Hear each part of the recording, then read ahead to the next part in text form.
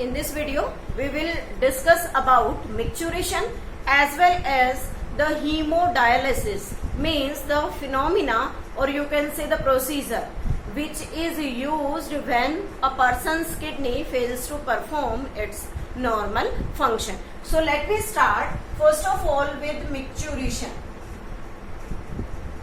Micturition is also known as urination. Urination means expelling the urine from our body. Urine का body से remove करने का procedure क्या कहलाता है? यूरिनेशन या फिर मिक्चुरेशन. यू कैन से आर्क of passing of expelling urine from urinary bladder. From urinary bladder is known as micturition. Actually ये जो मिक्चुरेशन प्रोसेस है it is under the nervous control. Nervous control means हमारा brain, हमारी spinal cord इस process को continue कराती है. जैसे हम बात करते हैं कि हमारे जो इंटरनल बॉडी ऑर्गन्स है, vital organs, they are made up of smooth muscle, और जो स्मूथ मसल्स है वो इनवॉल्यूंटरी मसल्स होती है. तो वहां पर जो नर्वस टिश्यू है वो हेल्प करता है. अब यहाँ जो नर्वस टिश्यू है उसमें नर्व रिफ्लेक्स चलते हैं. नर्व रिफ्लेक्स ये हम सेकंड चैप्टर में भी डिटेल में स्टडी करेंगे. यहाँ सिर्फ इतना ही समझते हैं रिफ्लेक्स का मीनिंग क्या होता है कि जैसे ही आपकी बॉडी पर कोई पिंच करता है आपको वो इन्फॉर्मेशन मिलती है, आप झटके से अपना वो बॉडी पार्ट उस पिंच से रिमूव कर लेते हैं अपने डिफेंस के लिए. तो इस तरीके के जो एक्शंस बॉडी में होते हैं उसे हम क्या कहते हैं? Reflex action. तो यहाँ जो रिफ्लेक्स है वो कैसे क्रिएट होगा? जब यूरिनरी ब्लैडर में urine approximately 300 to 400 millilitre collect हो जाता है. जनरली हमने कहा था कि यूरिनरी ब्लैडर की कैपेसिटी 800 मिलीलीटर तक होती है, लेकिन यहाँ पर जब यूरिनरी ब्लैडर में 300 से 400 मिलीलीटर यूरिन फिल्ड हो जाएगा तो क्या होगा? यूरिनरी ब्लैडर की मसल्स के ऊपर कॉन्ट्रैक्शन इफेक्ट स्टार्ट होगा. कॉन्ट्रैक्शन, और वो कॉन्ट्रैक्शन कब स्टार्ट हुआ? जब रिफ्लेक्स क्रिएट हुआ. और ये कॉन्ट्रैक्शन क्या करता है? आर्गो क्रिएट करता है, मीन्स फीलिंग क्रिएट करता है to empty this urinary bladder, कि इस यूरिनरी ब्लैडर को खाली किया जाए. तो उसी प्रोसेस से मिक्चुरेशन का प्रोसेस होता है या यूरिनेशन का प्रोसेस होता है. जो टोटल कंसंट्रेशन हम बात करें तो जो यूरिन है उसके अंदर मेनली कौन सा कंपोनेंट होता है? यूरिया. और यूरिन का जो कलर है, colour of urine is transparent और you can say slight yellow. Slight yellow. ये जो स्लाइट येलो कलर है यूरिन का, that is due to the pigment urochrome. इस यूरोक्रोम पिगमेंट की वजह से यूरिन का स्लाइट कलर होता है. अब जब यूरिन की बात कर रहे हैं तो इसके अंदर बेसिकली कंपोजिशन क्या होती है, क्या क्या चीजें इस यूरिन में प्रेजेंट होती है जो हम अपनी बॉडी से एलिमिनेट करते हैं as a waste. 96% water, 2.5% organic solute and 1.5% inorganic solute. ये तीनों चीजें मिलकर हमारी बॉडी में क्या बनाती हैं? यूरिन को बनाती है. तो ये क्या हो गई? यूरिन की कंपोजिशन. की यूरिन के अंदर बेसिकली क्या क्या प्रेजेंट होता है, और जो मेन चीफ एक्सक्रीटरी वेस्ट है हमारी बॉडी का वो क्या होता है? यूरिया. यहाँ पर जब हम यूरिन के आउट करने की बात करते हैं तो approximately 1.5 litre to 1.8 litre urine we excrete per day. Means एक दिन में करीबन 1.5 से 1.8 लीटर यूरिन हम अपनी बॉडी से एलिमिनेट करते हैं. So this is about the micturition. Now next one is the urine का जो आउटपुट है वो हमारे डाइट से रिलेटेड है कि जितना ज्यादा हम फ्लूइड यूज करते हैं उतना ज्यादा यूरिन का आउटपुट इंक्रीज हो जाता है, और जितना फ्लूइड का इंटेक कम करेंगे, मीन्स जैसे पानी कम पिया तो यूरिन का आउटपुट भी कम हो जाएगा. वो क्यों होता है कि जब जब हम फ्लूइड ज्यादा लेते हैं तो उसमें क्या होगा कि फ्लूइड के ज्यादा लेने से बॉडी को जितना नेसेसरी है वो उतना अपने पास रखती है, बाकी जितना भी होता है वो यूरिन के साथ मिक्स करके उसे रिमूव कर देगा. लेकिन जब हम पानी कम ले रहे हैं तो उस कंडीशन में क्या होगा कि आपकी बॉडी को लिमिटेड अमाउंट जो वाटर का रिक्वायर है, जितना उसे चाहिए उस अमाउंट को वो रिजर्व करना चाहती है, कंजर्व करना चाहती है, तो उस कंजर्वेशन के लिए वो क्या करती है, आपके थ्रू लिए गए जो फ्लूइड है उसके अंदर से उस वाटर को, उस लिक्विड को एब्जॉर्ब करके अपनी बॉडी के अंदर बनाए रखती है और जो वेस्ट होता है उसको निकाल देती है। तो डिपेंड करता है कि जितना पानी हम ज्यादा पीते हैं उतना हमारा यूरिन हाइपोटोनिक हो जाता है। हाइपोटोनिक मीन्स उसके अंदर सोल्यूट का कंटेंट कम, वाटर का कंटेंट ज्यादा। और जब हम फ्लूइड कम लेते हैं तो क्या होगा, यूरिन बिकम हाइपरटोनिक। क्यों? क्योंकि उसमें फ्लूइड जो है यानी कि वाटर जो है उसका लेवल कम हो जाएगा और सोल्यूट का लेवल ज्यादा रहेगा। तो ये डिफरेंस रहता है किस तरीके से वाटर के लेने और ना लेने से बॉडी के अंदर यूरिन का आउटपुट जो है वो कम या ज्यादा होता रहता है। नेक्स्ट आता है आर्टिफिशियल किडनी। आर्टिफिशियल किडनी जिसे हम हीमोडायलाइजर कहते हैं, हीमोडायलाइजर, या फिर इस प्रोसेस को हम नाम देते हैं डायलिसिस। अब बात आती है कि इस डायलिसिस प्रोसेस की बॉडी में क्या नीड है। एक्चुअली जब किसी पर्सन की किडनी अपना काम करना बंद कर देती है, means a person's kidney fails to perform its normal function, then the need of artificial kidney will arise. इसमें क्या होता है कि किडनी के काम ना करने से लेकर हम उसे अलग अलग मेथड से ट्रीट कर सकते हैं। जैसे हम किडनी ट्रांसप्लांट कराते हैं, लेकिन जो किडनी ट्रांसप्लांटेशन का प्रोसेस है इट टेक्स टाइम। क्यों? क्योंकि उसमें हमें एक प्रॉपर टिश्यू चाहिए, एक मैचिंग का टिश्यू होना चाहिए। जो रिजेक्शन के चांसेस जैसे ज्यादा हो जाते हैं तो उस प्रॉपर किडनी को फाइंड आउट करने में टाइम लगता है। इसलिए जो डेली रूटीन का बॉडी का वेस्ट होता है उस वेस्ट को रिमूव करने के लिए उस दौरान जो मेथड यूज किया जाता है that is known as haemodialysis.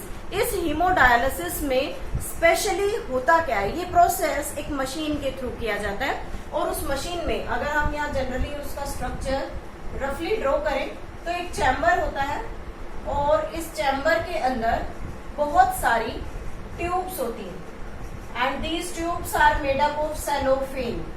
We can say इस तरीके से यहाँ पर एक नेटवर्क होता है सेलोफेन ट्यूब्स का लाइक दिस, और ये सेलोफेन ट्यूब्स डायलाइजिंग सॉल्यूशन में डिप्ड होती है। वी कैन से दैट यहाँ से इसकी ओपनिंग होगी और ये यहाँ से बाहर आएगी। उसके साथ ही यहाँ पर एक चैम्बर यूज होता है।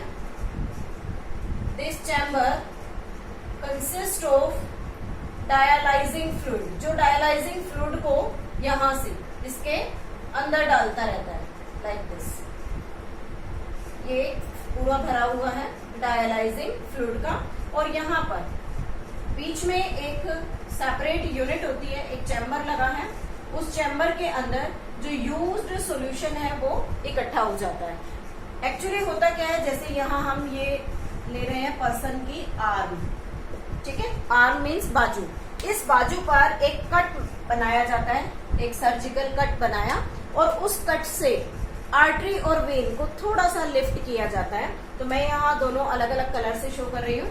Suppose that we are taking here, this one is the artery filled with the oxygenated blood and this is the vein filled with the deoxygenated blood. One thing. दूसरी बात, जब हमने रीनल आर्टरी की बात की थी तब हमने कहा था कि वो वेस्ट वाला ब्लड लेकर आती है। तो इसी तरीके से यहाँ कट बनाया, आर्टरी और वेन को थोड़ा लिफ्ट किया। आर्टरी और वेन का जो कनेक्शन है वो इन सेलोफेन ट्यूब्स के साथ बनाया जाता है। तो हम यहाँ से जिसे शो करें तो ये आर्टरी के साथ यहाँ इसको कनेक्ट कर दिया लाइक दिस और वेन के साथ इसको कनेक्ट कर दिया, ठीक है। तो क्या होगा, जो आर्टरी है उससे ब्लड फ्लो करेगा because it consist of the metabolic waste in it. वो ब्लड यहाँ से फ्लो करके और इन सेलोफेन ट्यूब्स के बीच में मूव करेगा। ये जो सेलोफेन ट्यूब्स यहाँ ड्रॉ की गई हैं, cellophane tube, they act as the nephron, nephron के रीनल ट्यूब्यूल की तरह काम करती हैं। यहाँ जो सॉल्यूशन लिया गया है it is dialysing solution, dialysing solution. इस डायलाइजिंग की सॉल्यूशन की जो कंसंट्रेशन है वो बिल्कुल या हमारे बॉडी के ब्लड वॉल्यूम के साथ यानी कि ब्लड के साथ मैच करती है, बिल्कुल बराबर कंसंट्रेशन में होते हैं और यहाँ पर यूज्ड डायलाइजिंग सॉल्यूशन कलेक्ट होता है। तो जब यहाँ से ब्लड को इसमें फ्लो कराया जाता है तो इसके चारों तरफ यहाँ पर क्या भरा हुआ है, पूरा डायलाइजिंग सॉल्यूशन, जो कहाँ से आ रहा है, यहाँ से। तो क्या होगा कि इसमें जब ब्लड फ्लो करेगा तो जो भी वेस्ट प्रोडक्ट होगा वो इस डायलाइजिंग सॉल्यूशन के अंदर इकट्ठा हो जाएगा और जो हमारा क्लीन ब्लड होगा वो पूरा क्लीन ब्लड जो है वो हम यहाँ रेड से शो कर देते हैं, पूरा क्लीन ब्लड धीरे धीरे बाय स्टेप इस नेफ्रॉन के अंदर यानी कि सेलोफेन ट्यूब में मूव करेगा। फाइनली जब वो कंप्लीटली क्लीन हो जाएगा तो वो वापस बॉडी के अंदर फ्लो करा दिया जाता है। तो इस तरीके से बॉडी के अंदर आर्टिफिशियल किडनी जो है वो काम करती है। मेन प्रिंसिपल क्या होता है अल्ट्रा फिल्ट्रेशन का, कि किस तरीके से वेस्ट जो है वो बॉडी के अंदर फिल्टर होगा, कैसे waste one step by step dialysing solution में ऐड होता है, सेलोफेन ट्यूब नेफ्रॉन की तरह वर्क करती है, जितना भी वेस्ट होता है वो इस चैम्बर में यूज्ड डायलाइजिंग सॉल्यूशन में कलेक्ट हो जाता है और क्लीन ब्लड को वापस बॉडी के अंदर डाल दिया जाता है। तो इस तरीके से जो मैकेनिज्म है वो बॉडी के अंदर यानी कि डायलाइजिंग प्रोसेस के थ्रू परफॉर्म किए जाते हैं। एक चीज यहाँ ध्यान देने लायक है कि जब आपने भी सुना होगा कि जब भी हमारा ब्लड बॉडी से बाहर आता है तो इट विल क्लोट, वो जम जाता है, लेकिन यहाँ ऐसा नहीं होता। क्यों नहीं होता? क्योंकि यहाँ पर एंटी क्लोटिंग फैक्टर ब्लड में डाले जाते हैं। तो एंटी क्लोटिंग फैक्टर जैसे ही ब्लड बाहर आएगा उसमें एंटी क्लोटिंग फैक्टर डालेंगे ताकि वो जमे ना, पूरे सेलोफेन ट्यूब में वो लिक्विड स्टेट में मूव करे और जब वो वापस बॉडी में जाता है तो उसका अपोजिट फैक्टर डाला जाता है। अपोजिट क्यों? क्योंकि अगर हम वापस इसी एंटी क्लोटिंग फैक्टर वाले ब्लड को वापस से बॉडी में मूव करा देंगे तो क्या होगा कि बॉडी में ब्लड तो चला जाएगा, लेकिन बाई चांस हमें जब कहीं कट लगेगा तो एक्सेसिवली ब्लड लॉस होगा और उसकी वजह से पेशेंट की डेथ भी हो सकती है। तो इसलिए इस चीज का स्पेशली यहाँ पर ध्यान रखा जाता है। This is all about the artificial and the last topic of this part of excretion is excretion in plants.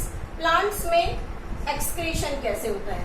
तो plants में कोई भी यूरिया, यूरिक एसिड, कोई भी नाइट्रोजिनस वेस्ट जो है वो नहीं बनता। तो फिर प्लांट क्या एक्सक्रीट आउट करते हैं?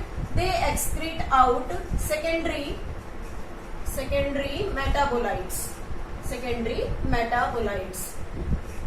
मेटाबोलाइट्स मीन्स ऐसे प्रोडक्ट्स जो प्लांट बनाता तो है लेकिन प्लांट उसे अपने डिफेंस में यूज करेगा, अपने मेटाबॉलिज्म में उसे यूज नहीं करता है। ऐसे प्रोडक्ट्स को हम क्या कहते हैं? सेकेंडरी मेटाबोलाइट्स कहते हैं। तो जो सेकेंडरी मेटाबोलाइट्स हैं they are excreted by the plant. तो हम यहाँ लिस्ट देख लेते हैं कि कौन कौन से प्रोडक्ट्स हैं जो प्लांट एक्सक्रीट आउट करता है।